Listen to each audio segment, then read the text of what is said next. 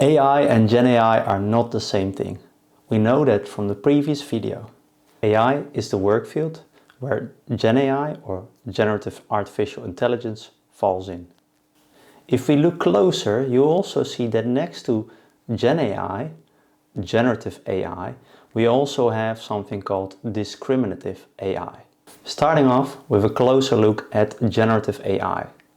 What it does is we can prompt it, for example, saying mouth, and it will use that generative model to generate, in this case, an image of mouth.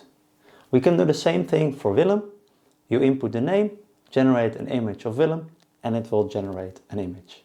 And of course, this doesn't work really that well with people, but you can imagine if you do that with cats or dogs or landscape pictures, it will generate new content. If we look at discriminative models, there it works the other way around. With discriminative models, the goal is to identify the decision boundaries between classes, to apply reliable class labels to data instances.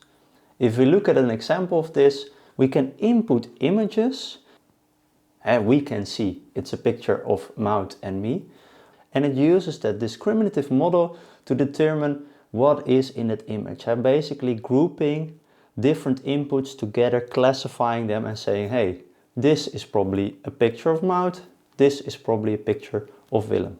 And you can imagine for just one picture, that doesn't help us, but if it can do that for a large data set, you just put in random pictures of Maud, me, or cats and dogs, it will be able to identify, hey, these are pictures, all these pictures are from Maud, all these pictures are from Willem. So that is very helpful. Knowing the difference between Gen AI and Discriminative AI will help you select the right AI capability with the right business case. I hope you enjoyed this video. There's a whole playlist called AI Explained. If you like it, like the video, subscribe, and stay tuned for more.